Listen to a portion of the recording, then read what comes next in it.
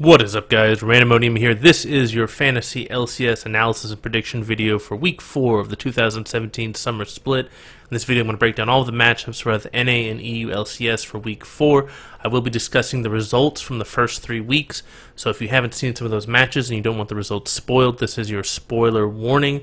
And then at the end of the video, I will be talking about some things that I'd like to do potentially in the future for the channel. I want to get your guys' opinions and feedbacks on what other videos I want to do. So stick around for the end of the video if you want to hear about those and you want to give me your input, because I definitely value your guys' feedback. Without further ado, let's go into the analysis. So we're going to go through the first 3 weeks for both NA and EU, and then we're going to talk about week 4. So for week 1, TSM went 1-1 for the week. They were C tier, B tier across the board. We saw that Bjergsen and Double Lift were the best out of the bunch, which is what we would expect. Cloud9 went 0-2, and yet Contracts and Jensen were still able to be A tier, which bodes very well for people who have either Contracts or Jensen. Phoenix 1 went 0-2, very surprisingly, but their bot lane did incredibly well as their jungler. So they definitely scored a lot more fantasy points than we would have expected them to in week 1. FlyQuest went 0-2 that week, and they were C tier across the board, which is what we would expect, roughly. CLG looked phenomenal week 1. They went 2-0. Darshan was S tier. He was the guy that I'm really looking at for S tier, but the rest of the team looked good across the board, A tier and B tier. Dignitas also had a 2-0 week, but they did not put up the fantasy points that we would expect them to. They were only A tier in top and jungle, and then they were B tier and C tier in the rest of their positions. Immortals had a 2-0 week, and they were S tier and A tier across the board, which is what we would expect, with their top lane, jungle, and mid lane being the best. Equifox went 2-0 that week as well. We saw that Froggen was A tier. The rest of the team did not get a lot of fantasy points, but they were S tier in points. So this doesn't bode well for anybody who's not named Froggen, but it does show that they can put up the team points, so it might be a good option to pick them up as a team. And then Team Liquid and Envy kind of struggled a little bit and didn't put up a lot of fantasy points. Week 2, TSM came back, went 1-1, and they moved up to S tier in a couple of their different positions. So Bjergsen was S tier, Svenskeren came back and was S tier, and then Biofrost was S tier. So that definitely was bode well for them, but Double Lift didn't put up as many points. CLG went 2-0, so they came back strong, and they were S tier across the board. The only person who was not did not do very well was the top lane, and that's because they split time between Ray and Impact. Phoenix 1 went from actually looking pretty good to looking horrible in week 2. They went 0-2, and they were pretty much bottom of the barrel in every single position. FlyQuest went 1-1, but the only person who got a lot of points was actually their team. And then High and Balls looked alright. CLG went 1-1, yet Darshan was still able to be S tier. So Darshan, second week in a row, S tier, looked very good. Dignitas went 1-1. Yet again, they're looking kind of from fantasy points perspective, they're just very inconsistent. You can see they're all across the board in the fantasy points. Immortals went 1-1, and they got completely crushed from a fantasy points perspective. We'd expect them to be more kind of like B tier, maybe a little bit of C tier, but instead they were C tier, D tier. Equifox lost pretty badly when they went 0-2, but yet Froggen was able to put up good fantasy points yet again. So Froggen showing himself for a second week being able to put up good fantasy points. Team Liquid had a bit of a resurgence. Golden Glue, Piglet, and Matt all put up good numbers. They only went 1-1, so that looked very promising for Team Liquid. And then Envy had a very good week. They went 2-0, but they were only B tier. So that kind of that's not very good for them from a fantasy points perspective. We would expect them to be probably at least A tier at a 2-0 position. That moves us on to week 3. So week 3, TSM 2-0'd their opponents. They didn't drop a game, and we can see that they're S tier and A tier across the board, with Bjergsen getting the highest fantasy points. So for the 3rd week in a row, Bjergsen's putting up the highest fantasy points for TSM. Cloud9 went 1-1, and yet they were still S tier and A tier across the board, which bodes very well for them. We would expect them to be lower than that, but Jensen was still able to be S tier, and then actually Smoothie came up and was S tier as well. Phoenix One had a rough week, but they looked better, right? They still lost most of their matches, but they had some life in them. They kept it close. We can see that their new jungler, Mike Young, was S tier. Ryu in the mid lane was A tier, and then from the support position, I thought that Xpecial looked really good. The reason why that's not reflected from a fantasy points perspective is that they split time between Stunt and Xpecial. So I think that Xpecial starts all the games next week. He'll get a lot more fantasy points, but that's a big if. We're not sure if Xpecial is going to be the starter moving forward. I do feel like Phoenix One looked better with Mike Young and Xpecial in the lineup than their previous iterations. FlyQuest went 0-2. They were C tier across the board, which is kind of what we would expect. CLG had a 2-0 week. Darshan was S tier for the third week in a row, and then Stixay also had a great week. He was S tier, so this is what we would expect out of a 2-0 team: S tier and A tier. So Darshan and Stixay are the people that I'm looking at in CLG. Dignitas went 2-0, and yet they were only B tier and C tier. So this does not bode well for Dignitas from a fantasy points perspective. They were able to get B tier for Someday and Shrimp, but I would expect them to be higher than that if they go 2-0 for the week. Immortals was another team that went 2-0, and yet they were only kind of C tier, B tier. So this is something that you definitely have to look at, from a fantasy points perspective, where even when they go 2-0, if they only get B tier, that's not a very good investment because they're not going to go 2-0 every single week, and it only gets worse from there. Echo Fox went 1-1, but they were able to put up good points. They were top fantasy points from a team points perspective, which is they also had a very good week 1 from a team points perspective. So if you actually look at the point values, Echo Fox is actually one of the highest ranked teams for points. So if you have a bad team and you want to kind of sub someone in, Echo Fox might be a good choice depending on what week it was. And then Looper did pretty well in top lane. Keith actually did surprisingly well in bot lane, but that's only 1 week, so you can't say it's a trend yet. It's just one data point. And then Gate was S tier, which was very surprising. And then Team Liquid and Envy both kind of dropped back down to their old ways. Envy started showing a little bit of promise, and then it looks like they just fell off a cliff in week 3. So it's very difficult to figure out who's going to show up from Team Liquid and Envy. I do think that Piglet and Matt have been playing well in Team Liquid, but it hasn't translated into the fantasy points. So let's go into the EU side. So week 1 EU, G2 had a 3 subs, so we really can't count that week against them. Unicorns of Love and Fnatic had very strong weeks. They went 2-0 against all of their opponents. Misfits had a horrible week 1, D tier across the board. H2K was S tier because they were able to 2-0 all of their opponents as well. So we see kind of what happens if you get 2-0'd or if you get 0-2'd on the EU side, because your points get doubled. So that can either be really bad or it can be really good, depending on whether you win or lose. Splice Vitality, same thing happened to them. They got 0-2'd and they were D tier. Rocket was able to take a game off of G2, and they actually had pretty decent fantasy points for that week. And then closing it out, Monkeys and Ninjas did not put up very good fantasy points. They lost both of their games. Moving on to week 2, again we see G2 not looking as strong as they have in previous splits from a fantasy points perspective. Only S tier person was Sven, and they went 1-1 for the week. So that's a bit disconcerting. Unicorns of Love was able to go 2-0, and they were near the top of the charts. The only person that struggled was their mid laner, Fnatic. Was another team where even though they won, because they dropped a game to G2, they didn't get very high fantasy points. You can see that only in team points did they get a lot of fantasy points. The rest was they were kind of struggling. So this kind of shows you what can happen even if your team wins. If they drop one of those 2 first games, it really puts them at risk for being able to be in those top tiers from a fantasy points perspective. Misfits was able to go 2-0 for the week, and we saw a resurgence from them, so they were D tier across the board in week 1.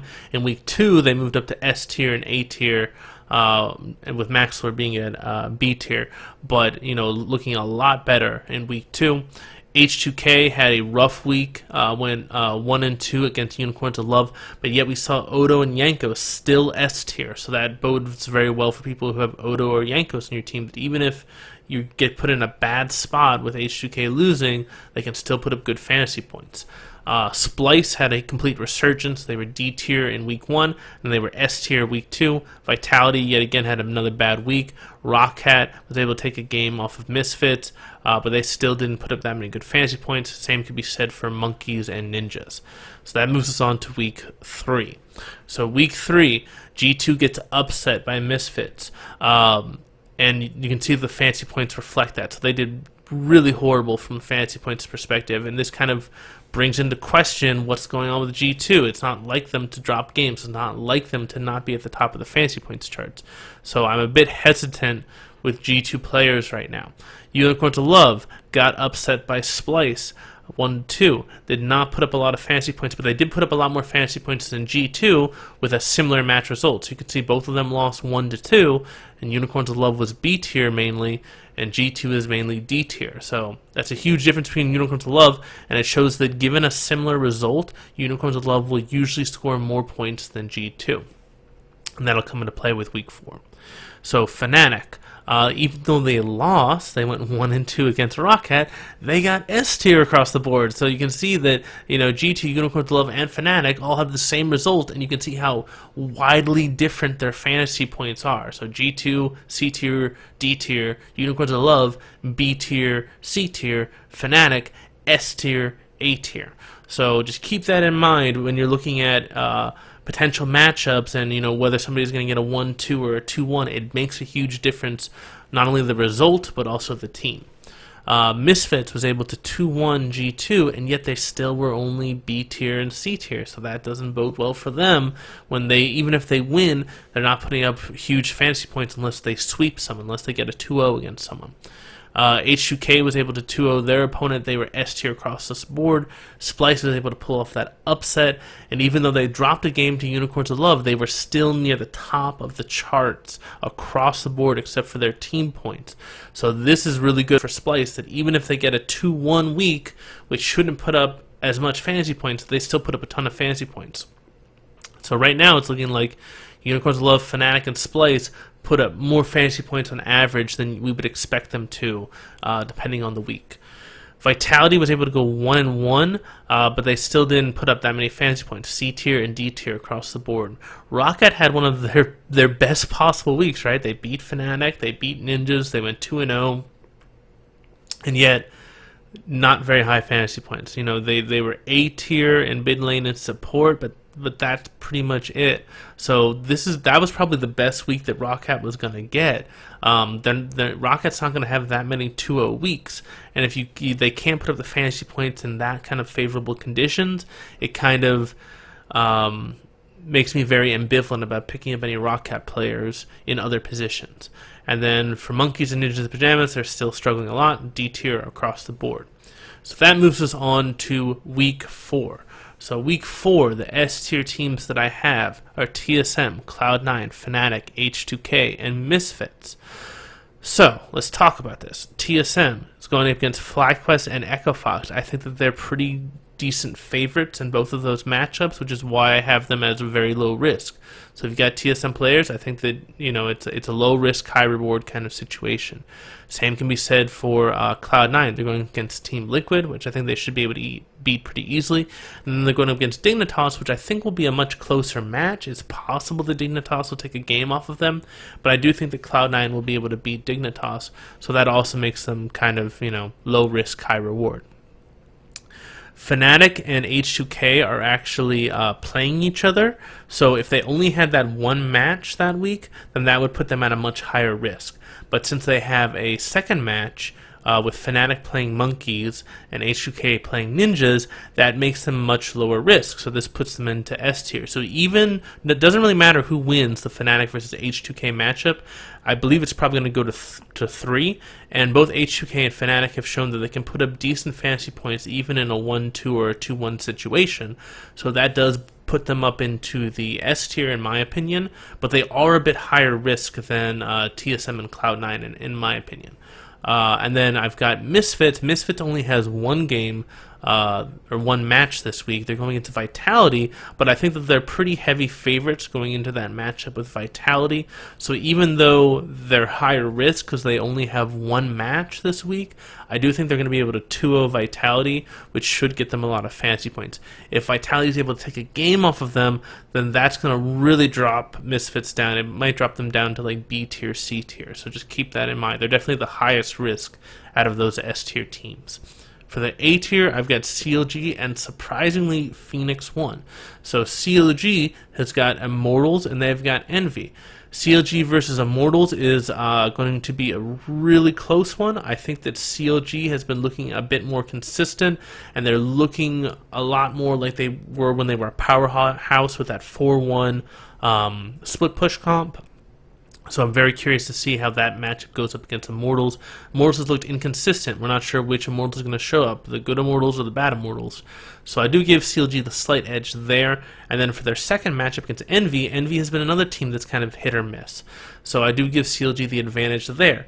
The reason why I don't have CLG in S tier is because Immortals and Envy are very hit or miss. If Immortals and Envy are both on against CLG, then CLG could drop a game or even drop the match to both of those teams. Phoenix 1 I also have as A tier because they've actually got a pretty favorable week. They're going up against Echo Fox and they're going up against Team Liquid. I think that Phoenix 1 can beat both of these teams.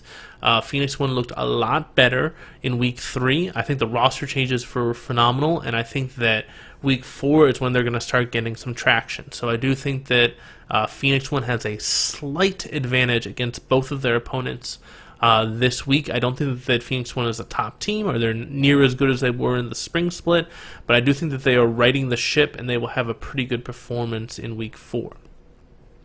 This moves us on to our B tier teams, which are the high risk teams. I've got Immortals, Splice, Unicorns of Love, and G2. So let's talk about Immortals first. Immortals is going up against CLG and Dignitas. These are both teams that Immortals can beat if they show up. I give them a slight disadvantage against CLG, and I give them a slight advantage against Dignitas. But it's a razor thin margin. So that's what makes Immortals high risk, is that if they aren't able to do well against both these teams, that could really hurt them. They could even be as low as D tier if they don't put up, if they're not able to take at least a game off of both of those opponents. So this is a very high risk week for Immortals, but it's also potentially a very high reward if they're able to drag out the games and rack up a lot of fantasy points. Splice is high risk this week because they only have one matchup, and they're going up against Rockcat. And Rockcat has been kind of like the giant killer. They've definitely had a couple upsets and taken a couple games off of the top teams. So I do think that Splice is the better team, but I do think that there is potential for Rockcat to take a game off of them or even possibly steal the match. But I do think that Splice can put up good fantasy points, so I do have them slightly higher risk but lower reward compared to some of the other B tier teams, but they are a high risk team this week. And the final two teams, G2 and Unicorns of Love, they're both high risk because they're playing each other, and that's the only match they have that week. So Unicorns of Love plays G2. That's the only match they have that week, and that puts them very, very high risk because I'm guessing that that's going to go to a third game. Which means that both teams, their fantasy points is going to suffer. I think that G2 is going to suffer more than Unicorns of Love. I think that Unicorns of Love can still put up good fantasy points if they have a 2-1 win or a 1-2 loss. I'm not convinced that G2 can. I think that G2 needs to sweep people in order to put up good fantasy points, which I think is very unlikely, which is why I have them as the highest risk team this week. C tier, I've got Dignitas, Echo Fox, and Envy. So Dignitas is going up against Immortals and Cloud9. I have Dignitas as a slight underdog in both of those matchups, but those aren't matchups that, they could potentially win them. But the problem I have is that even when Dignitas wins, they don't put up a lot of high fantasy points. which is why I've only got them in C tier. They could have been B tier if they put up more fantasy points in these kind of close matches. So I've only got them C tier because I think the chance of them really breaking out and putting up a ton of fantasy points is pretty low. Echo Fox, they've got Phoenix 1 and TSM, so not the best week, not the worst week. I think TSM is hitting their stride, which is going to make things hard for Echo Fox. I do give Phoenix 1 a slight advantage against them, but I do think that it's very slight and Fox could upset them. But the only person who's really been putting up a lot of fantasy points on Echo Fox has been Froggen. So I'd be kind of hesitant with playing anybody except for Froggen, and I'd probably reserve Froggen for like a flex pick. And then Envy, we don't know what Envy is going to do. They're just all over the map. They definitely have potential, but this week they're going up against CLG and FlyQuest. I do think that they can beat FlyQuest. I don't think they're going to be able to beat CLG. I think CLG's macro is just too good for them, which kind of puts them in this kind of limbo phase where we've seen that Envy can struggle from a fantasy points perspective unless they're able to stomp their opponents. So, yeah, that's why Envy is C tier rather than higher. Moving on to the D tier, Rockhat is going up against Splice and Splice alone, which puts them very high risk. And we saw that even when Rockhat had a favorable week and when they went 2-0, they didn't put up the fantasy points. So I think that Rockhat is pretty safely in the D tier, even if they're able to upset Splice. They could potentially be like C tier, B tier if they like somehow 2-0 Splice, but I think that's highly unlikely. FlyQuest, they've got TSM and Envy. I do think FlyQuest has a decently high like upset potential. I mean, it's high. High is known for upsets. But they really haven't put it up from a fantasy points perspective yet, which is why I can't put them any higher than D tier. Even if they are able to take a game off of their opponents or take a even a match off their opponents, I'm not convinced that they're going to be able to put up the fantasy points. Vitality has just looked kind of blah this entire split. They've been kind of near the bottom of the barrel the entire time. I think that this week is going to be pretty much the same because they're going against Misfits. I think Misfits is going to beat them pretty easily. Team Liquid, Piglet and Matt have been playing well, but the rest of Team Liquid is just a hot mess. So they're going up against Cloud9 and Phoenix 1 this week. I don't think they're going to win either of those matches. They might take a game off of Phoenix 1, but yeah, I think that they're going to get stomped by Cloud9. And then at the bottom we've got Monkeys and Ninjas, and they've got a pretty bad week. Monkeys is going up against Fnatic, and Ninjas is going up against H2K. So that's why they're in the D tier, because they've been D tier pretty much every single week. So that's my analysis for week 4. Let me know what you think about it. Let me know if you disagree or agree with it. Any questions or comments, I'm happy to answer them. And then I just want to talk about a couple of things I'm working on the side for the channel. Hopefully, trying to put out a little bit more content. It's been difficult with the new job and the move and things like that.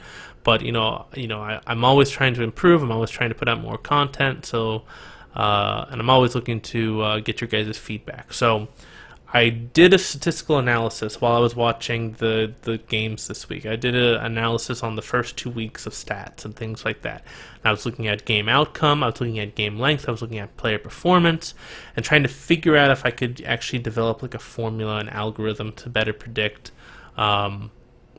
points. And hopefully, if I could do that, then I could potentially put those into the videos, and it wouldn't be that time intensive for me.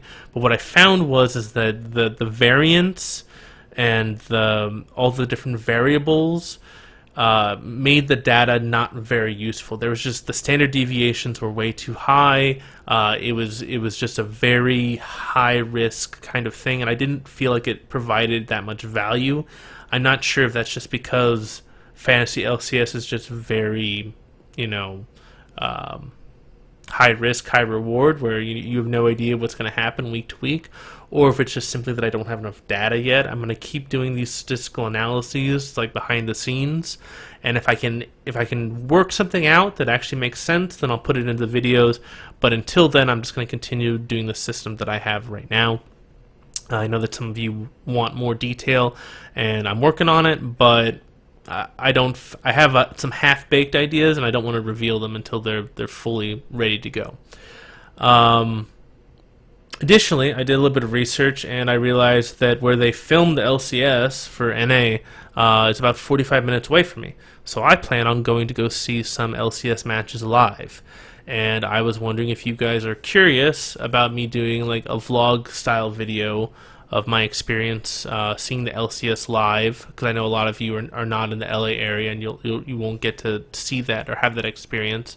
So if you're interested in that, let me know, or I can just give you kind of like just a random video on my experience when I get back. So just let me know if you guys are interested in that and what kind of style you would like to see me do with that kind of video.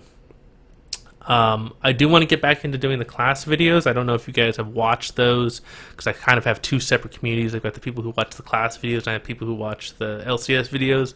But I really like the class videos that I put out, but they are just a ton of work. They are just, I have to get input from every single Reddit subreddit for every single champion, and it's just a lot of research that I have to do, and build orders are constantly changing, and it's just a nightmare from making the video.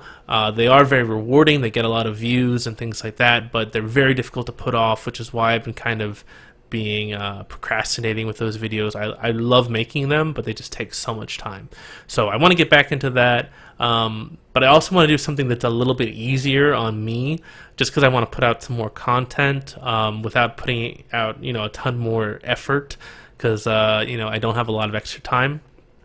And I was thinking about doing some kind of more funny videos, because I don't know if it comes through in my videos, but I'm very nerdy, I'm pretty intelligent, and I kind of have this kind of witty sense of humor, kind of highbrow, sarcastic kind of sense of humor. I don't really think that shows in a lot of my videos, because a lot of my videos are very kind of educational and things like that, and I'd like to show a little bit more of my personality and have a little bit more fun with things.